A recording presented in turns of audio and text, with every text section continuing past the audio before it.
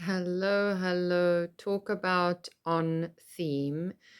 The week started yesterday on Monday with a Cancer new moon, and Cancer is all about home and basically doing some housework, whatever that is, if it's your home, or whether your body is your home, or whatever you want to take that as contextually.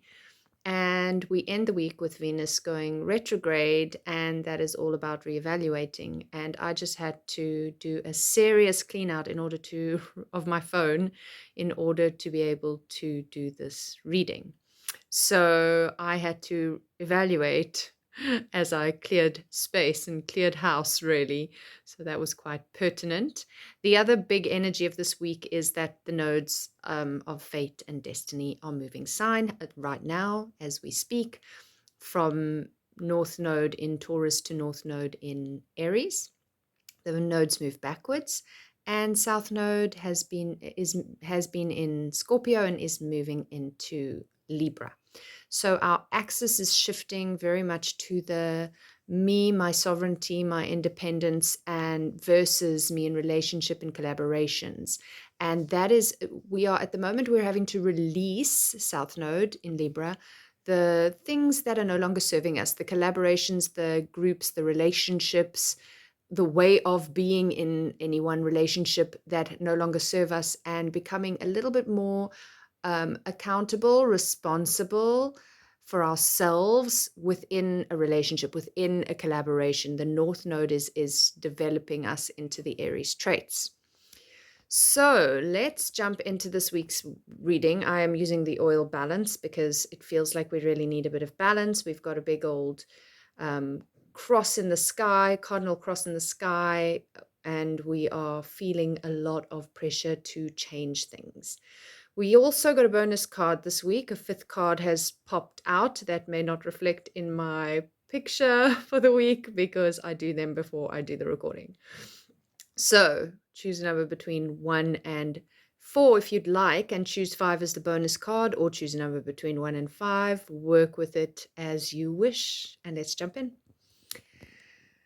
Okay, let's do the big zoom out so we can see the whole collective reading for a moment. You can see we have 2 major arcana cards. We have a wands, which is fire, a swords, which is air, and a pentacles bonus card, which is earth. So I'm seeing a bit of a contrasting energy here for us in terms of there is it's like an ebb and flow, a hurry up and wait kind of energy. So the Two of Wands, we start the reading with this feeling of fear of the new, fear of change. And I think, we're only humans. So I think that that's to be expected for us to be experiencing that with the energies in the heavens as they are at the moment. And Cancer is also a sign, remembering that we start with a Cancer new moon, that when feeling overwhelmed, which is quite often for water signs, it's better to just hide under the rock. Cancer is a crab. It likes to go into its shell. It likes to go home to the home space, which is safe, and hide there. And the Two of Wands, if it's upright, is saying, what's the next adventure? What's the new thing? And new is hard for most of us as humans. And as that Cancerian energy is hanging in the sky above us, it's an even stronger nod to, oh, I just don't want to leave the safety of my rock pool. I know this rock pool. I don't know what's out there, and it's scary, and that's okay. We're going to be scared. But it's kind of the Aries energy where the North Node has stepped into, is like, feel the fear and do it anyway. And Venus is also in a fire sign, and by the end of the week, she will be retrograde. She's, in fact, for this whole week, she is, well, from Tuesday, she's at the degree that she stations retrograde in. So she will be hovering at the same degree point until next week, Friday, not even this Friday, the following week. So you can see why a stationing degree is always pretty intense. So we've got a lot of fire in the sky with Venus there and with the North Node there. But there is this Cancerian new moon saying, I don't know if I'm ready. I don't know if I want to leave the safety of what I know, even though the energy is kind of forcing us to shift. So I think a lot of it has to do with perspective. Instead of getting stuck in the perspective of fear, stuck in the perspective of imposter syndrome, which, if we jump to the Seven of Swords upside down, is really showing up strongly. And I know that personally, this has been coming up for me very strongly. It's been coming up within the dream weaving space that I work.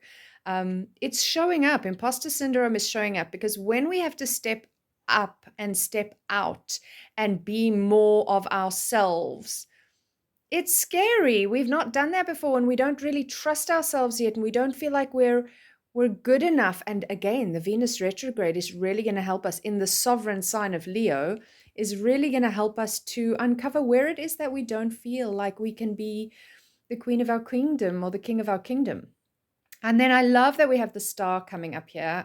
It's an Aquarian card, and I'm sure I've said it many times. It's one of my favorite cards, and it's all about hope and healing. So where we might be feeling scared to leave the rock pool, we can gaze up and we can dream, and we can dream of that space, which is also part of the reason that I've done this Never Stop Dreaming.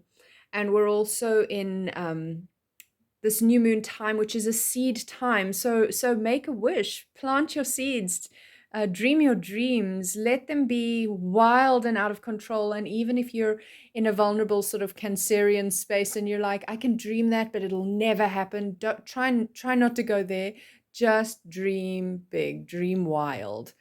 And then you might have another dip. So you can see there's this like lifting out of that Two of Wands card into the hope and into the dream. And then there's a bit of a dip into that imposter syndrome because that inner critic is well entrenched in most of us.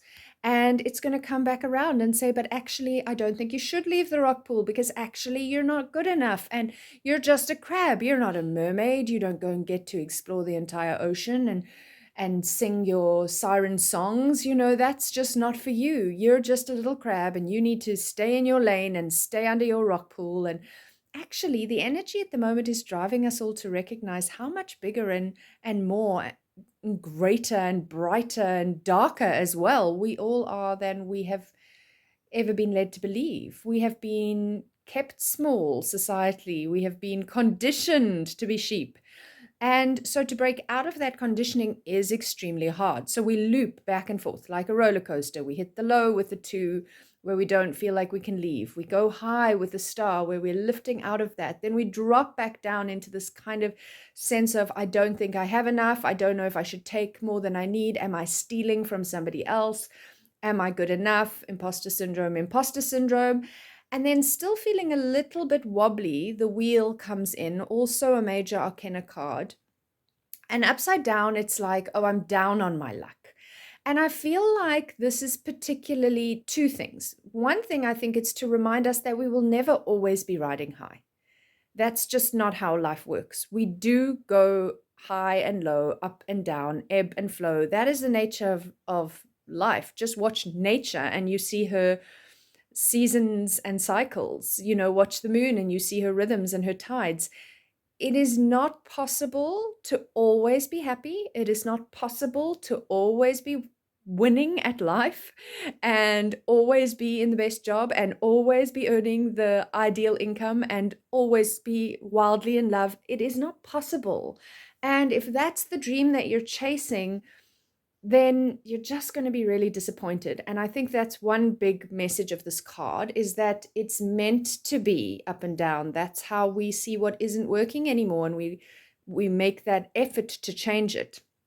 But also, back to the perspective thing, is if we get stuck in the fear of leaving the rock pool, and if we get stuck, excuse me, in the imposter syndrome, then we are bringing ourselves the bad luck because we believe that's what we deserve. We don't believe that we have more to give. We don't believe that we are worth more.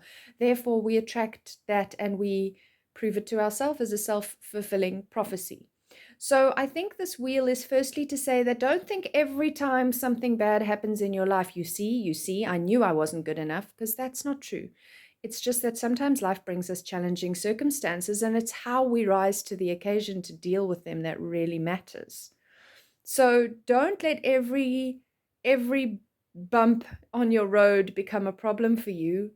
Face the bumps and recognize that therein lies the magic, and change your perspective, because with gratitude, you can be winning whether you're in the highs or in the lows, as long as you keep your gratitudes clear and strong and find something to be grateful for in even the hardest situations. And I've been doing gratitude practice for many, many years, and it's it's mind-boggling how that now comes so easily to me, but it's because it's been a practice for many years.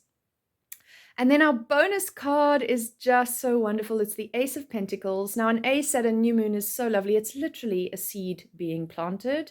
And Pentacles is material, it's earth. It is when we are actually able to create something that comes to fruition. So we're more than just an idea in our head or a creative spark. We are materializing something concrete, something real, something that we can grow with. So, what is that you want to be growing for this new moon cycle? Just take some time. Think about yourself, who you are in your body, who you are at home, what it is that you value. And remember that that North Node moving into Aries, it's like I need to develop myself in order to have a healthy home, in order to have to recognize what I value most strongly. And then once I do these things, it ripples out to other. It ripples out in my relationships with others. It ripples out in my creative projects. But first, I start with me. And that is such a big theme of, for me, one of the big, big paradigm shifts, because we've been conditioned also that the good girl always does for others and puts others' needs before her. And even the good boy who goes out and provides a living for the people in his family. There's all these old paradigms that are really, really shifting, so that actually the only person that we can affect change over is ourselves. And that is where the magic lies. And that is where the seeds are planted, because the better we are at being our authentic, sovereign, honest, sparkly selves with all our shadow and light, not just shiny bright, the more that we can affect change for others by just being ourselves. So I hope this reading has been helpful for you. I wish you a happy, happy new moon, a happy Venus retrograde, and a happy new cycle of eclipses in Aries Libra, which will be for around the next 18 months. So much love to everyone, and look down at the link below for any private readings you might want to jump on, and thank you for watching.